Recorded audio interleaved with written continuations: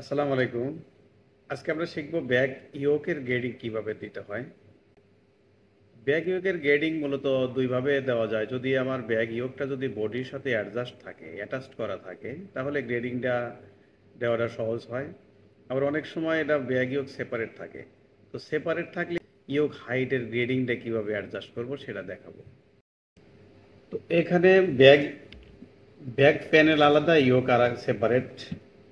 তো এখানে ব্যাগ ইয়োক এবং back panel separate, bag ইয়োক attached করা নাই। তাহলে আমরা কিভাবে গ্রেডিং করব? সাপোজ ধরেন আমি বডিতে গ্রেডিং দিয়েছি, এটা উইথের গ্রেডিং, থাই, নি, হিপ, টোটাল অল গ্রেডিং ওকে, রাইজের গ্রেডিংও দিয়ে দিয়েছি। এখন আমাকে ব্যাগ ইয়োকের গ্রেডিং দিতে হবে। তো ব্যাগ ইয়োক আমরা এটা কাছাকাছি নিয়ে আসি পার্টটা। তো এখানে আমার ব্যাক রাইজের গ্রেডিং আছে কত করে, আমরা একটু এর আগে নোট রাখবো যে ব্যাক রাইজের গ্রেডিং কত।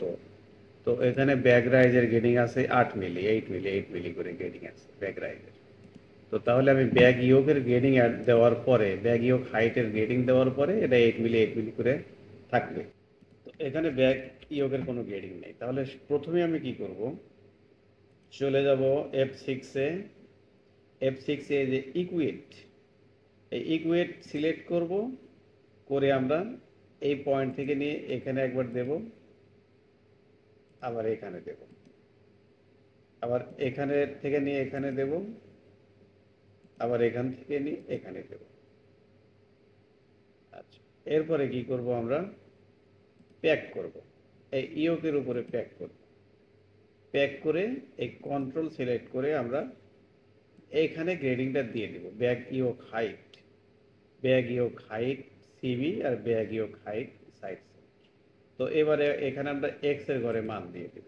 তো ধরুন একটা পর পর হাফ সেম করে গ্রেডিং, প্রথমটা 0 রাখলাম, তারপরেরটা -0.5, তারপরে 0, তারপরে -0.5, মানে একটা পরপর হাফ সেম করে গ্রেডিং দিয়ে দিব আমরা।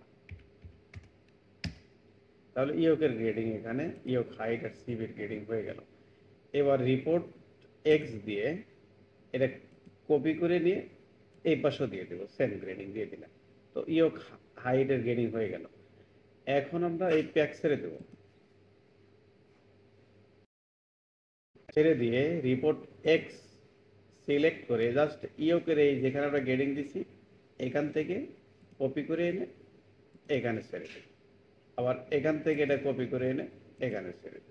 তো মনে রাখতে হবে এই কপিটা যে করবো এটা অবশ্যই প্যাকিং ছেড়ে দিয়ে করতে হবে। যদি ইয়োকের এই গ্রেডিং যদি আমরা প্যাকিং দিয়ে করি তাহলে কিন্তু এটা অ্যাডজাস্ট হবে না। এখন আমরা ব্যাক রাইজের গ্রেডিং আমার লাগবে কত, 8 মিলি। তো আমরা এই 8 মিলি করে চেক করব যে আমার এখানে 8 মিলি করে আছে কিনা। তো সেই ক্ষেত্রে আমার লাইন দিয়ে এটা মেজারমেন্ট করে দেখবো যে 8 মিলি করে আমার সবগুলি আছে, ইয়োক সহ মেজারমেন্ট করব, দুইটা যোগ করে দেব। এই দেখেন 8 মিলি 8 মিলি 8 মিলি সবগুলি 8 মিলি করে আছে।